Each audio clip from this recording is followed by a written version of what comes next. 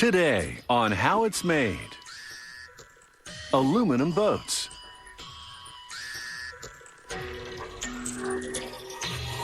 Alpine horns.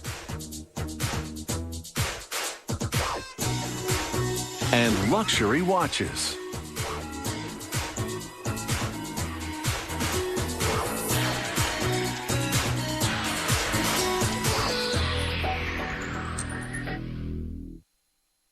The first aluminum boat was launched as a simple skiff in the middle of the last century. Fishermen loved the lightweight hull because it could be pulled in and out of the water more easily than the wooden boats of the day. Decades later, aluminum boats have gone high-end, but they still have that lightweight appeal.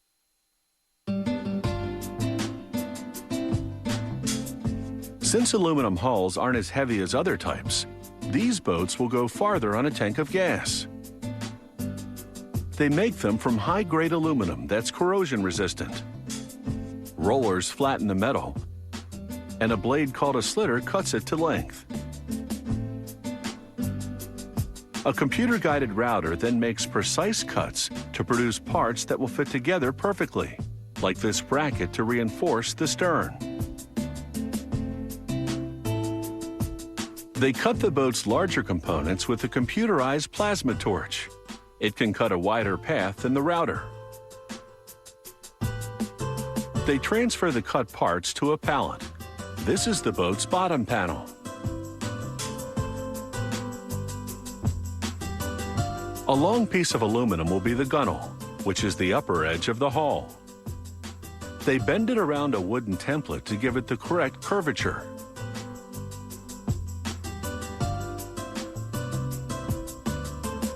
Next, they reinforce the bow with an extra plate of aluminum to withstand pounding waves. They brace the other end with numerous stiffeners and screw them into place. The screws act as a clamping system until the parts of the boat can be permanently attached. A line of caulking helps waterproof the seam between the hull and the back of the boat, called the transom. Again, screws hold everything together as the painstaking clamping continues. They join the two sides of the bow and hold the ends together with a vice grip.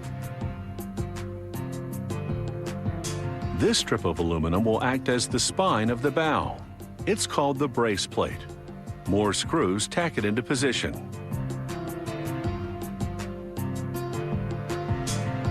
They attach the sides to the rest of the hull. Now they drill hundreds of holes along the seams and plug them with rivets. They extract the clamping screws and fill their holes with more rivets. They install the gunnels on the rim of the hull. And now it's time for the tank test. They lower the boat into a tank to confirm that it's watertight. If they find any leaks in all those rivets, they'll make the necessary adjustments. They spray foam into the bottoms and sides to keep this boat afloat in the event that something punctures it. And then they rough up the surface to allow paint to better adhere.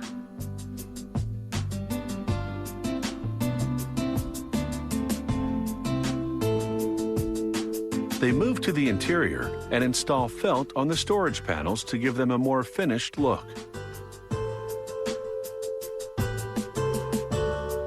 Then they lay the carpeting port to starboard. Next comes the plastic fuel tank. All they have to do is connect the fuel line hoses and secure them with a stainless steel collar. The dash panel fits onto the front. It's pre-wired, so they simply connect it to the boat's main wiring harness. Next, they apply lubricant to the motor's propeller shaft. This allows the propeller to slide on easily. They tighten it with a pneumatic ratchet. Then they hoist the motor onto the stern and bolt it into position.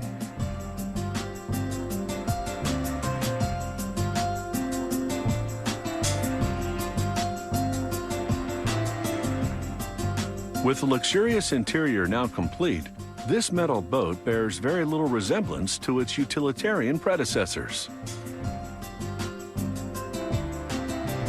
This particular model doubles as a fishing boat and a pleasure craft.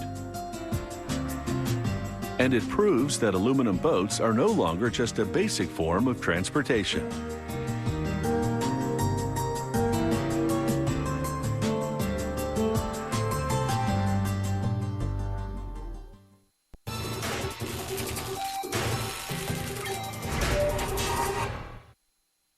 The Alpine horn dates back some 2,000 years to the Celtic tribes that inhabited the northern slopes of the Alps. Traditionally, mountain dwellers blew the horn to announce daily activities, such as roundup time for livestock. As modern communications reached those altitudes, the horn's role became strictly musical.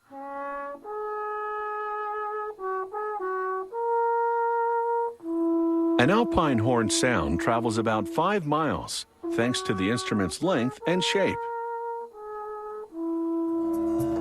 Following a centuries-old tradition, the horn maker harvests spruce at a specific time in the lunar calendar, when tree wood is supposedly most resonant. Once the spruce logs dry out, which takes at least 9 years, he saws them into planks. Then he traces and cuts out the shape of the horn's curved bell, twice, once for each half. He measures and marks how much wood he must hollow out with his drill press.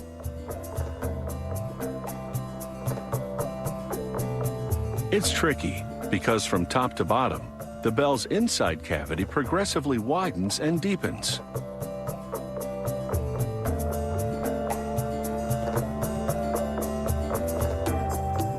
Next, he runs glue along the perimeter of both bell halves, then joins them with a sheet of newspaper in between to prevent a permanent bond. He'll have to pry them apart later to finalize their shape.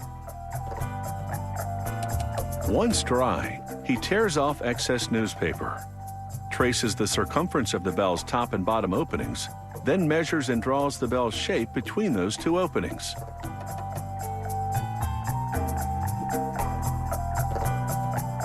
Once again, following the lines he drew, he cuts out the shape.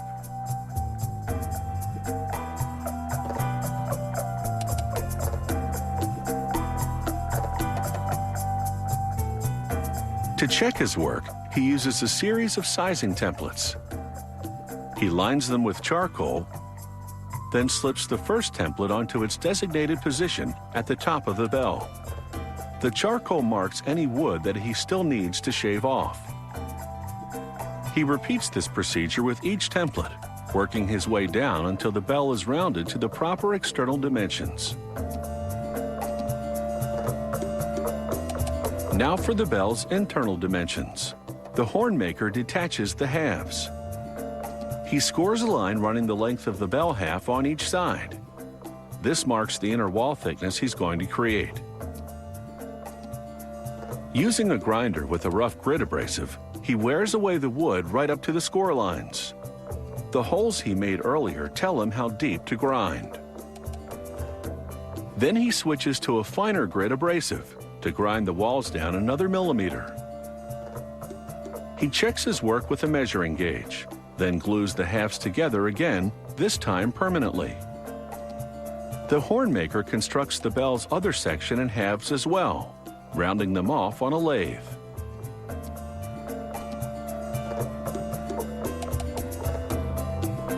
He coats them in glue and wraps them in rattan. The rattan solidifies the structure somewhat, but is primarily for decoration.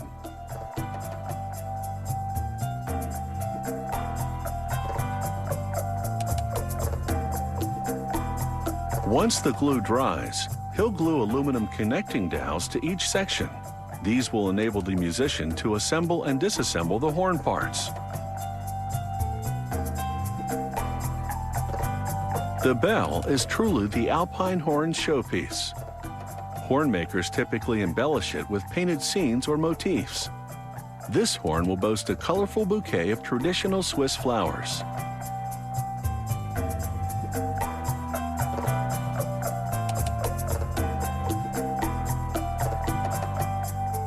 Fully assembled, an Alpine horn is between 10 and 13 feet long, the length determining the pitch of the instrument. Musicians use lip movements to modulate the vibration of the air column inside. Different vibrations produce different notes.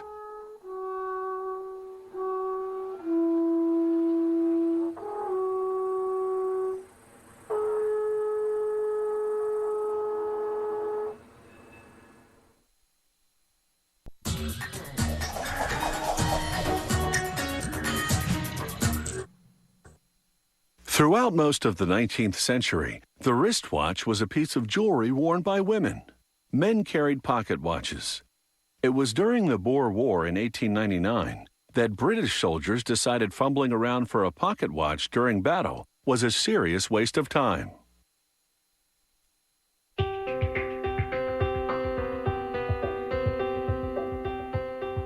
The tools of the trade haven't changed much since pocket watches ruled the day. In this Swiss workshop, the mechanisms are meticulously handcrafted, just like they were centuries ago. The watchmaker starts by polishing parts to a mirror finish. He mixes lavender and almond oils with a diamond paste. He extracts a part called the cage from its storage solution, sets it in the paste, and polishes it against a zinc block.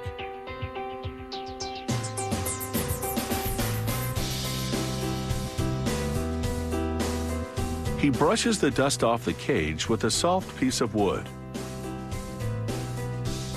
Another watchmaker polishes its edges, removing tiny bits of material so other parts can fit to it. The technician attaches gears to the cage. These gears are the balance and escape wheels. He fixes the gears on tiny rubies because they don't wear down easily. The second half of the cage completes this mechanism called the tourbillon. Invented in 1789, these rotating gears in a cage counteract the effect of gravity on timekeeping for more accurate results.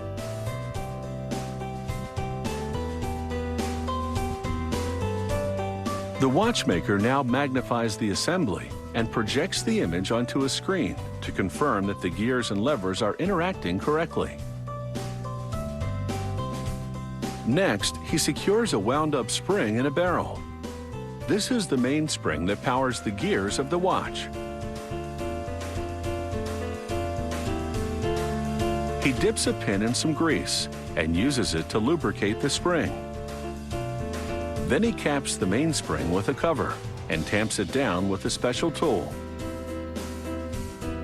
He carefully positions the barrel in its slot on the main plate.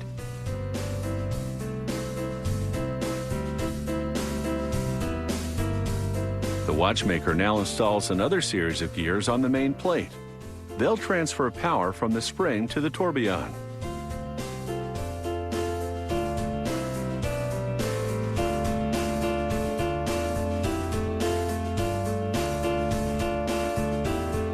He attaches the bridge to the gears to act as a pivot as they turn.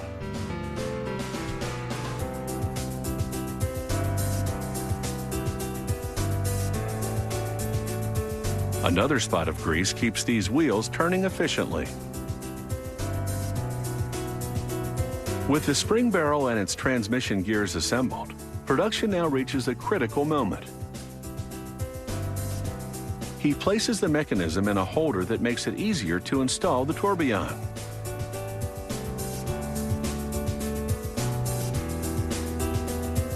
It's a tricky job.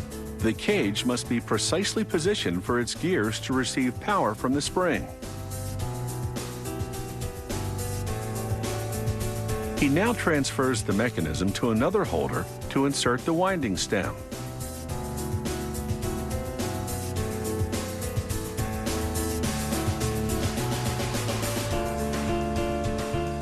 Next, he engraves a circular pattern onto a bridge plate.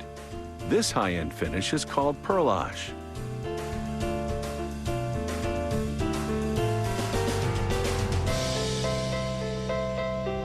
The technician attaches the textured bridge to the dial side of the watch.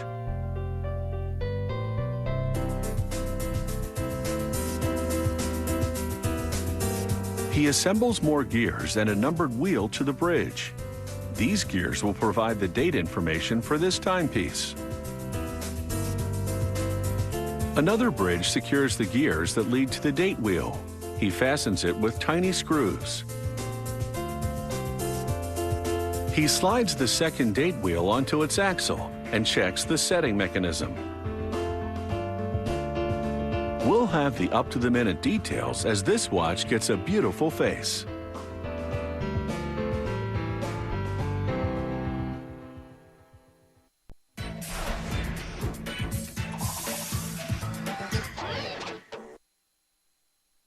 Even in the age of digital and electronic wristwatches, the mechanical watch has an appeal that's timeless. Some are among the most complex in the world and can cost in the six-figure range. At that price, time is truly a luxury.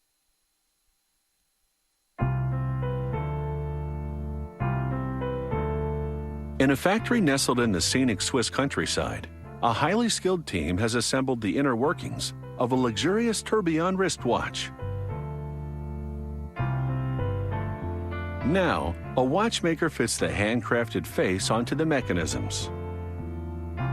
Using a special tool, he presses the hands onto an axle at the center of the watch. This enables him to set the time and date.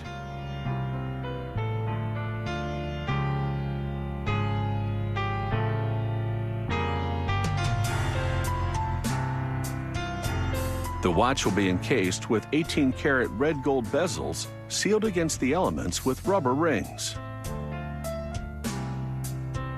He now fastens the middle casing to the mechanism, then completes the installation of the winding stem and crown.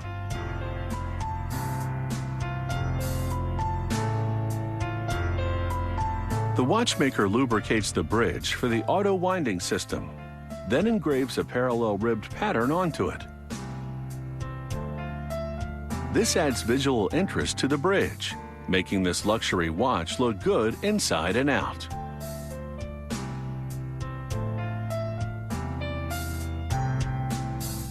After the bridge has been set with jewels, it's ready to be installed at the center of the watch, where its jewels will keep parts from rubbing against each other, causing wear and tear.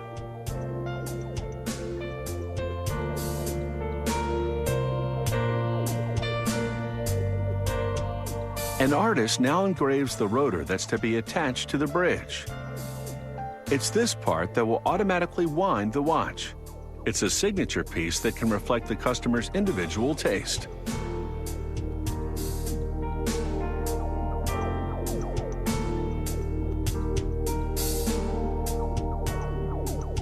This stylish-looking rotor is now ready to be secured to the bridge. Once installed, even the slightest movement will cause this rotor to oscillate, and that action winds up the mainspring of the watch.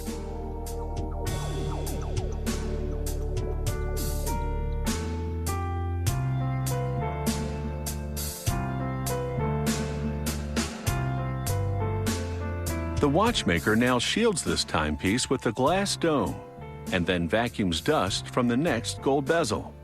He carefully cleans this clear sapphire window because even the tiniest speck of dirt could cause the watch to fail. He snaps the front bezel onto the watch. Then, using a special device, he presses the bezel to secure it. This action also squeezes the rubber ring between the bezel and the watch to create a waterproof seal. This watch will now be water resistant to a depth of nearly 330 feet. The back casing screws into place so it can be removed for maintenance work during the life of the watch. Using a special tool, he tightens the casing to just the right tension. He then inspects the watch to confirm that the rotor moves freely within the case. Next up is a computer analysis of the mechanism. A device holds the watch and simulates wrist movements, while the computer evaluates its accuracy.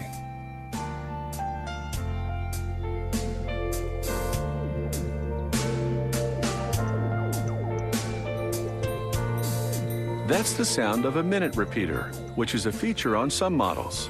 When triggered, it chimes the time. And now this watch takes the plunge into a container of water. If bubbles appear, it would signify a leak. But there are none, so this watch is waterproof. This incredible watch will set you back $150,000. But it will be an heirloom piece that stands the test of time.